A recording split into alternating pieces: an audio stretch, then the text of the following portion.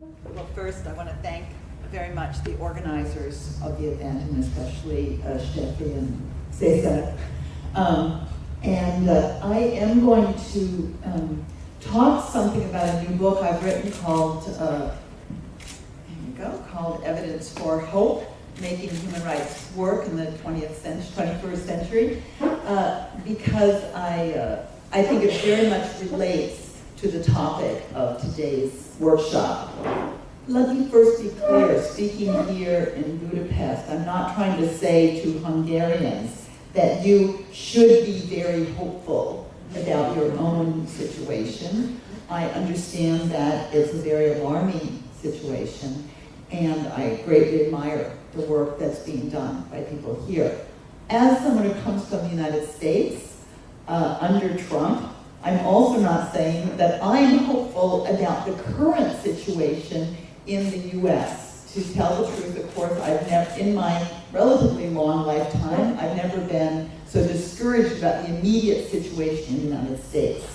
So rather, exactly because you in Hungary, in the United States, in Russia, there are these struggles that are going on, and often people feel despair. I think it's important to lay out sometimes a longer-term history of human rights change, because there is some, I think, hopeful evidence that comes from that longer-term struggle. And having that hopeful evidence from the long-term global struggle for human rights may help sustain people like the people in Hungary in the context of a very difficult current situation. And so just to be pretty concrete about this, we actually know that human rights workers suffer from higher levels of depression and post-traumatic stress syndrome. And we also know this is a study that's tried to identify some of the sources of that depression. And the feeling that people aren't effective contributes to a sense of depression and post-traumatic stress syndrome. So this is actually not just a personal issue, it actually can be a mental health issue. And so I would like to very quickly, because I know I have a short time and I have timed it, run through a handful of slides just to give you concrete evidence for that there have been long-term positive changes in the world. So for example, there are issues. I'm not saying everything's getting better. There are issues, and refugee and migrant policy is one of them that you're very aware of here, where indeed things are, worse today than they have been any time since World War II.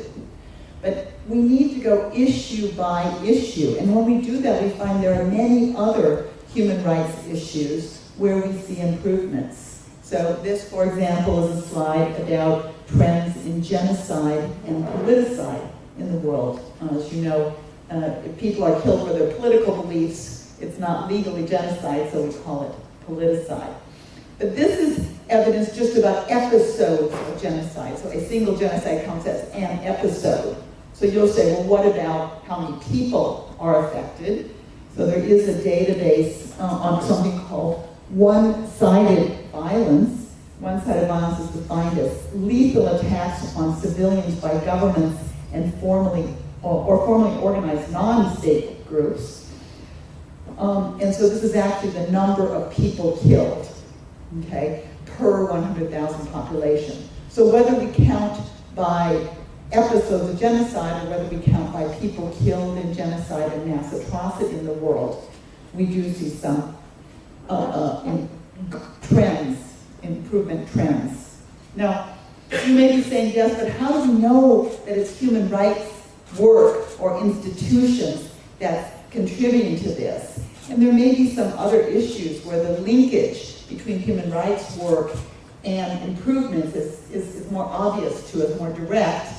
So if we look at something like the death penalty, for example, we find that, we know that groups like Amnesty International been very involved in death penalty work. And in fact, when Amnesty started its death penalty campaign in 1977, that's before this chart, right? This chart starts in the 80s, only 17 countries in the world had abolished the death penalty in law or in practice. In practice meaning no executions for 10 years. And now we have 140 countries in the world that have abolished in law or practice. And so about almost nearly 2/3 of the countries in the world. So we've moved the situation from 17 countries in 77 to 140 today, which is actually very dramatic social change that we don't always hear about. And we know that that is partly due to the work of human rights groups and also human rights law. So my colleague Beth Simmons has shown that countries that ratify these protocols of human rights treaties around the death penalty are more likely than to abolish it. But okay, people will say, what about economic, social, and cultural rights? We're very worried about economic trends.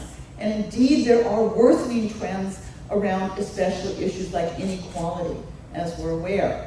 There also are positive economic trends in the world. So this is the Human Development Index. Human Development Index produced by the United Nations. It is a combination of gross domestic product per capita, but also literacy and life expectancy. People said, hey, we don't want just this, GDP per capita. That doesn't tell us anything about real human development. And so they developed something that looked also at life expectancy and literacy, which tells us more about quality of life. These are only developing regions. We see that in every developing region of the world, human development has increased. It has increased more in some regions, like in East Asia and Latin America. They're up there at the top. But even in Africa, you'll see there have been improvements in human development. There are issues like famine. This is the orange line there declining is great famines in the world. It's being charted against the green, which is population. Okay, so practically every slide I'm showing you, these issues of a decline could be charted against population. And it's good to see in famine because people used to predict as population grew dramatically, as it has in the world, we would expect more famine and more people to die of famine. That's not the case. But what about hunger? You'll say, okay, famine, of course, but hunger. These are two measures of hunger, undernourishment, and you'll see there's also a decline in hunger in the world. Now, it's important to say when you say this, that of course we're making progress, but there's a long way to go. We're not meeting our goals, right? But it's important to show that actually we know some things about how to reduce hunger in the world. And so when we're faced with that challenge, it's not like, oh my goodness, no one knows what to do, but rather we have some positive trends that we know the tools we need to use to continue to reduce hunger in the world. Okay, and just for a final slide, there's a lot of gender improvement in the world. I'm giving you just one here. This is gender inequality measures in education. There's 5 education measures here. And in all 5 of them, the level of gender inequality in education has fallen everywhere in the world, okay? And it's very interesting, in the Middle East as well. Some people think, oh yeah, but not in the Middle East. Just talked to a woman from Saudi Arabia who's a physician who told me that even in Saudi medical schools today, you have a very substantial representation of women. But this is not that slide, maybe. Oh, I'm so sorry. It's hard for me to turn here and see. Okay, whoops. Okay, infant mortality. Pardon me. So, this is a slide that projects to the future. 215 is about 2/3 way through the slide. The point being, we know how to bring down infant mortality. If we keep doing what we're doing, we're likely by 2050 to end up where this slide says. Okay, once again, all regions of the world, but differences in regions levels are still unacceptably high. For example, in Africa, they are coming down. Okay, so sorry. Tell me sooner. I'm trying. You were trying? Okay, there's the gender inequality slide. 5 measures of gender inequality, okay? And in the world, this is a global measure, I could show you, as I said, regional measures, and it would show improvements in women's education in all parts of the world. Okay, so, and also there's good research on this to show that human rights law matters here. Pardon me, research that colleagues, political scientists have done shows that actually one of the most effective treaties has been CEDAW, the Women's Convention. And that has contributed to improvements in women's education.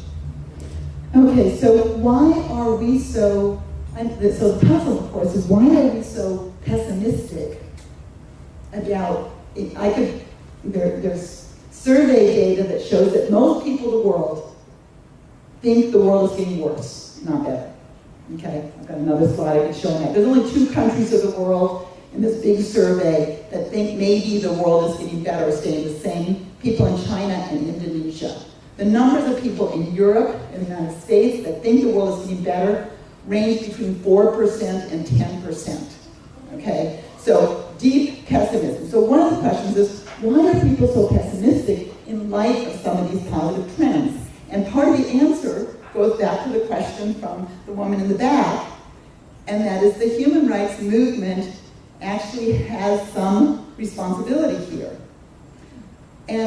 But it's a paradoxical responsibility, okay? And that is that the human rights movement has done so much to inform people about human rights violations in the world, and has done so much to make people care more than ever before about human rights, okay?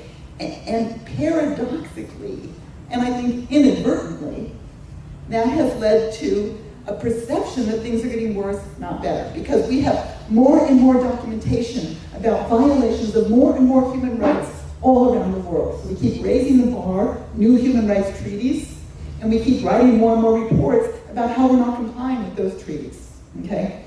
And so I think that, and I'm gonna end here, one of the reasons we don't like to talk about progress is because we fear complacency. We fear if we say things are getting better, people are going to say, oh, well, let's stop working, let's go home. But we don't take into account that despair is just as likely to provoke inaction as complacency, right?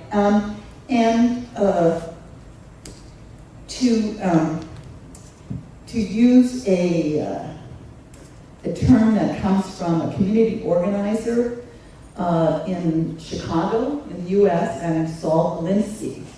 Alinsky said that you need 3 things to bring about social change. You need anger, hope, and the belief you can make a difference.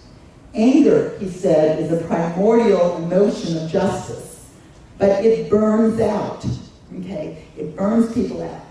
And if you don't have hope, and you don't have a belief you can make a difference, you cannot sustain the struggle over the long term. And so it's important, I think, we don't want to lose our anger. We don't want to lose our awareness of all the bad things that are happening in the world, but we must complement that anger with hope. Thank you.